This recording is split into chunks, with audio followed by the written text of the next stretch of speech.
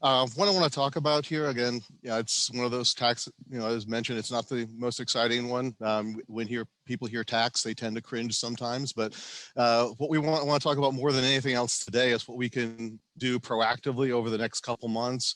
Also talking about key dates that'll be coming up, services that we'll be providing, processes that you can do as a client that can make the process run smoother as we get closer to the deadlines, and what proactive things that we are doing currently now and over the next several weeks or a month or so to get to that point. Like I said, the biggest thing is what we can do ahead of time to get to where we need to be at the end of the year, so have everything running smoothly for everyone, especially our clients. First thing, I want to go over some key dates. Some of them already been talked about a little bit within customer service. But December 31st is the last check date that can happen for this year. It's on a Thursday. The last processing date again would be for the day before on the 30th. One thing I wanted to mention on that very much was anything that we process for that date, the most frequency of semi-weekly depositors, that would be due on the 6th of January. So any adjustments that would process after that would be considered late. So if anything processes into January with a backdated into that, keep in mind those dates. And always a good question to ask if you're processing something that's in a previous tax period as to what would the tax repercussions be. As also was mentioned, on January 8th, the W-2 will be printing over that weekend. We'll be getting all the W-2s printed up over the weekend so we can start delivering them out as of January 11th. So basically the paper W-2s will start being delivered that week. With the first payroll that you process after the 11th, the W-2s will be included with that. And the employee self-service W-2s will also be available on that date. On January 25th is the other key date to mention, because if you had not processed a payroll between January 11th and January 25th for us to include those W-2s, those will begin shipping out on that date. So we'll be shipping them all out by the 25th to make sure we get the goal of everything out to everyone well ahead of the deadline. The deadline for you to have your employees, their W-2s, is January 31st. One of the main things I really want to talk about, kind of tying into that W-2s, is the option we have out there for paperless W-2s. For any of our clients that have been on with us before, this is something that we've had prior years, and if you already have this, you are already set up for it to continue on this year. But I want to go over some of the highlights of what that offers to you. The employee basically can consent to that when they log into their ESS. They must actually do the consent to choose between the paper or the electronic W-2. The setting, like I said, is saved for future years. So if you have it once, it'll go on continually. Terminated employees will receive paper W-2s. They would not be eligible for the electronic W-2s. But if they're inactive employees, they would still be eligible. And this would still apply to any 1099s that are created or 1095s. Some of the benefits to you as the business is the easy access. It's received on January 11th when everything is out and available. So you're saving on the paper you're receiving, you're saving on the postage, and you're not waiting for that delivery. You have employees coming to you asking for W-2s. They don't have to ask. They can just go in, log in on January 11th, and they'll have a copy of that. Like I said, more accurate filings. Basically, as we kind of ties to something else that I'm mentioning down the line.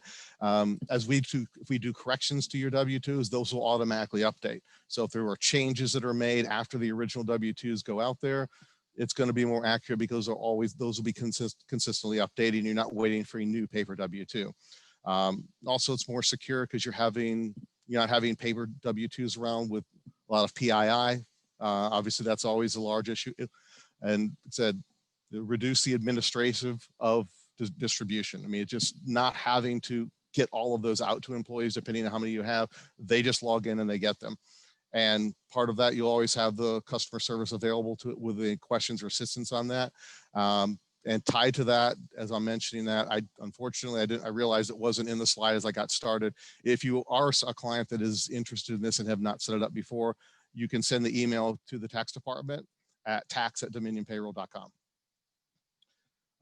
Go through a couple slides as to what this will look like for the employee. When they're going in to sign in, they'd see a screen, a pop-up when they logged in to their portal. and that would give them the opportunity right there to either accept or decline. The employees must accept before the last payroll of the year is processed. So keep that in mind if this is something you're interested in. It's not the last date, it's when it's processed. So that's something to keep in mind. You can also track which one of your employees have accepted or not accepted it. If you go in through your reporting under client reports, there's an electronic form delivery status that will give you an update as to who is set up for it, who is accepted the electronic W-2s, and who is still on a paper W-2. Part of the ways you can remind your employees, there is a dominionpayroll.com FAQ for the electronic filing. There are sample emails that can be sent out to your employees. There are frequently asked questions they can view, and it shows how they can check to see if they're getting paper or electronic. This is an example. Just give you an example of the site. Whoops, my fault there. I went a little too fast. But that's the example of the FAQ site that you can go to at dominionpayroll.com/electronic-W2 FAQ. And this is where the employee can go if they're not sure what they had selected. They can go in and check electronic delivery tax forms. That will tell them if they originally accepted it, it'll say, okay, that they've accepted it. If they originally declined, they will get that option again to whether they're going to accept or decline. Come back to another step in this. If the employee has selected an electronic and they change their mind and they want a W-2 by paper, that's something that will have to be done by the employer. The employer would need to go under the employee management, under general, and there's electronic consent, and the employer would need to add the date that the year-end consent was withdrawn.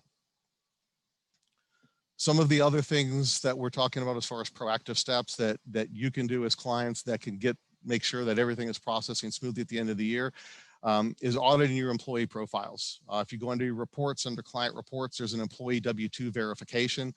It allows you to go in and verify social security number, address information to make sure that is all correct. If that's all correct heading into the end of the year, it's going to be a much smoother processing for you and for everyone else getting the W-2s out to your employees. There are other reports that we can do for other items that you can do on a more regular basis. There's on your report archive, each payroll, there is an exception for invalid tax ID. Now, this is something that you can see if there's anything out there that you need to update for your account, whether it's for your taxes or employees, to make sure that everything is filed correctly at the end of the year. And there's also a year-end exception report out there that will tell you what out there needs to be addressed and what needs to be fixed before you get to the end of the year. Some other information that you'll be receiving, you may be already receiving it now. Normally agencies will start sending this information out around late October, early November, but it will be in through December, is 2021 state deposit frequency updates and 2021 state unemployment tax rates. These are very important. If you receive these, to get those over to us as quickly as possible. We want to have these in place now. When you can send them to us now, and we can have this added as an effective date for 2021. So there is nothing that we're waiting for. There's not a situation where you're potentially having an incorrect rate to start the year or incorrect deposit frequency to start the year. Some upcoming information for 2021, the Social Security wage base, which was $137,700 for 2020, will be going up to $142,800 for 2021. There is no changes in anything having to do with Medicare. The employer rates are staying at 1.45%, and any employee who reaches 200,000 will pay an additional 0.9% in Medicare. Now I want to go over some of the things that we're trying to do now that we'll be either doing behind the scenes or we'll be reaching out to you to help us to get more prepared for the end of the year. We're doing some more extensive internal audits, especially on any of the accounts out there that we do not have a tax ID for. That's something actually that our team is working on as I'm speaking now. And they will, if you have any accounts that you notice that you do not have an ID for, please reach out to us so we can get that information updated. One of the reports you can look at, and I apologize, I didn't have this included in there, something that came up late, is if your payroll summary that you receive on your payroll each week, if you scroll through that, there is a section in there that tells you if you have any incomplete tax information. So that can be used to get to us as well. If you're basically at the same side of that, if you don't have an account that you're using any longer, we're continuing to file 0 returns. If you have closed those agencies and you're not using them, if you've closed them with them, please reach out to us so we stop filing them. In a lot of situations like that, if you close it and don't let us know, we'll continue to file those, and a lot of those agencies will just reopen that agency that you closed. We'll also be reaching out on 2 different things, third-party admin access and power of attorney forms. There are some agencies and the IRS as well that requires certain documents that if we do not have on file, makes it more difficult to address any issues or anything we need to do on your account. So if we have those, if we have things that we're needing for that, we may be reaching out to do that as well. And I wanted to provide just a link here, kind of going back to the applied for side. If you have agencies that you need to add to your account, this is a great site to go to add any agency you have. It'll have all the information of what you need to register for to add that account to us. And once you've added that, most agencies now will give that information fairly quickly. If it's not electronic, it's in an email, or they might just be able to log onto the website. That's something that as soon as you have that added, we need to have it on our tax side too, to make sure we get that account number in there so we're filing everything correct on your account. And just some best practices on registration. E-file where applicable, so that most registrations will give you a meeting account number. If we can get that, we're filing yours electronically. We're not doing anything via paper or check. That reduces the possibility of any penalties that we don't want to have on any of your accounts. Effective dates are based on the first pay date that we process with you. Adding work location in a new state, if you're working with customer service to add that, you're more than welcome to send that same information over to the tax department, because we both want to set that up. And make sure that if you're adding a new employee to a work location, find out if that is a state that you need to add or a different agency you need to add.